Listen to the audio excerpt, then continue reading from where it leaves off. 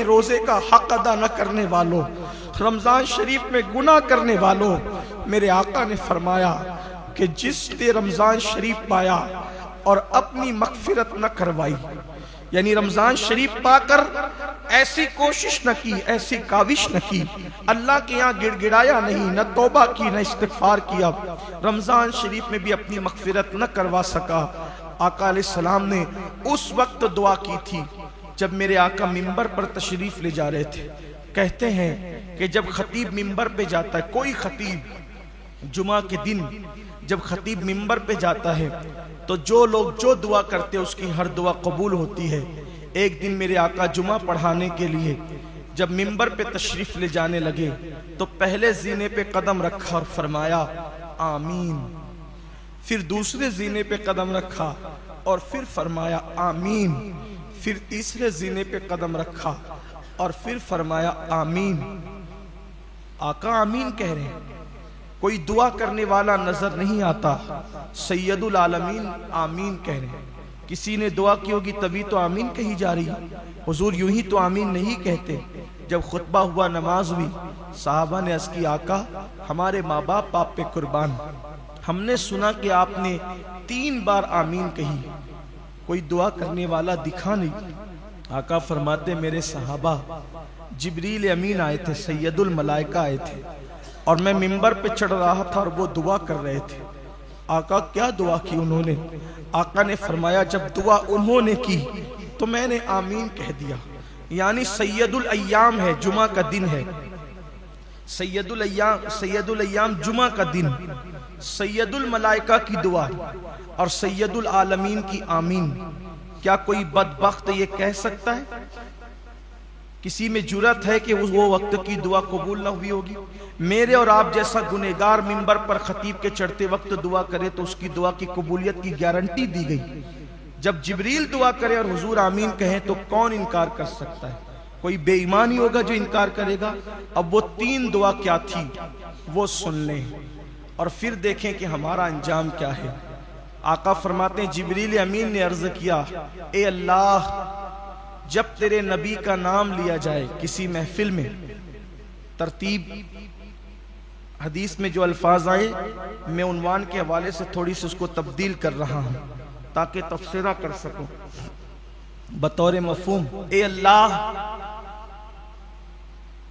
जब किसी महफिल में तेरे नबी का नाम लिया जाए और महफिल में मौजूद लोग तेरे हबीब पे दुरूद ना पढ़े तो उनको तू अपनी रहमत से हमेशा के लिए दूर कर दे, तू उन्हें अपनी रहमत से महरूम कर दे, दूर कर दे।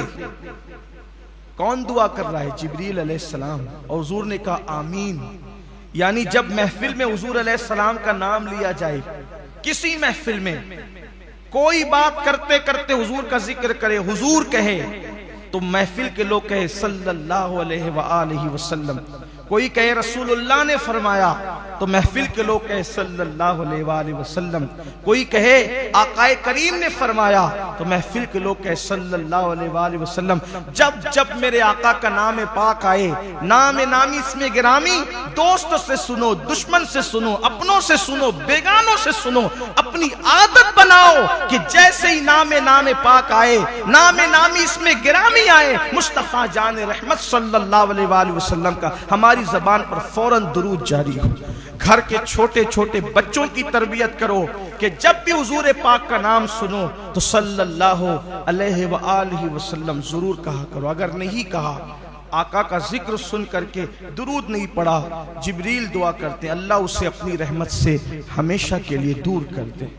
फिर मेरे आका ने दूसरे जीने पे कदम रखा तो जिब्रील ने अर्ज़ की मौला जो अपने माँ बाप में से दोनों को या किसी एक को बुढ़ापे की हालत में पाए, जो अपने माँ बाप में से दोनों को या किसी एक को बुढ़ापे की हालत में पाए और बुढ़ापे की हालत में पाकर भी वो दोनों की या किसी एक की खिदमत करके, अगर दोनों को पाए तो दोनों की और अगर एक को पाए तो एक की, यानी अपने माँ बाप को बुढ़ापे में पाकर उनकी खिदमत करके अपने आप को जन्नती ना बना ले, उसको भी तू अपनी रहमत से दूर कर दे। यानी माँ बाप क्यों है?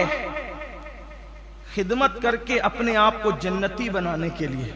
जिनको माँ बाप मिले बुढ़ापे में, बुढ़ापे का जिक्र खास किया जा रहा है, जिनको माँ बाप बुढ़ापे में मिले और खिदमत करके वो अपने आप को जन्नती न बना ले, उसको भी तू अपनी रहमत से दूर कर दे। हुजूर अलैहिस्सलाम ने आमीन कहा। माँ बाप बुढ़ापे में मिले, दुख न करो, सदमा न करो, अफसोस न करो, क्या इस बुढ़ी बुढ़ा को पालते रहेंगे। अल्लाह ने तुम्हें जन्नत में जाने का जरिया दे दिया। जिनको बूढ़े माँ बाप मिले हैं उनको अल्लाह ताला ने दुनिया की सबसे बड़ी नेमत दे दी है। अब जन्नती बनना है, इनके कदमों में जन्नत है, इनकी खिदमत में जन्नत है, इनकी ताजीम करने में जन्नत है। ये नहीं कि आप तो सेठ साहब कहलाकर बड़ी बड़ी पौतियों में चंदे दे रहे हैं, बड़ी बड़ी मस्जिदों में मीनार और गुंबद तामीर कर रहे हैं, और माँ बाप जो है वो दवा को तरस रहे हैं, माँ बाप खिदमत को तरस रहे हैं, माँ बाप पैर दबवाने को तरस रहे हैं, माँ बाप तो बात करने को तरस रहे हैं। ऐसी भी नाहंजार औलाद इस दुनिया में मौजूद हैं जिनके माँ बाप तरस जाते हैं कि मेरी औलाद आए तो बैठकर मुझसे बातचीत करे, गुफ्तगू करे। माँ बाप ढूंढते हैं औलाद को, माँ बाप तलाश करते हैं औलाद को, माँ बाप इंतजार करते हैं औलाद का। नहीं नहीं, मेरे आका ने फरमाया जिसने दोनों में से किसी एक को पाया या दोनों को पाया, खिदमत करके अपने आप को जन्नती न करवा ले। इसका मतलब माँ बाप की खिदमत से जन्नत मिलती। तभी तो आका ने फरमाया कि खिदमत करके करो खिदमत, उनकी मरने की दुआएं न करो, उनकी मरने की तमन्नाएं न करो। जिसको माँ बाप जितनी खस्ता हालत में मिले वो उतना किस्मत वाला है। जिसको माँ बाप जितनी खस्ता हालत में, यानी जितनी खस्ता हालत होगी उतनी खिदमत का मौका मिलेगा। अल्लाह ना करे जितनी बीमारी की हालत में मिलेंगे उतनी खिदमत का मौका मिलेगा।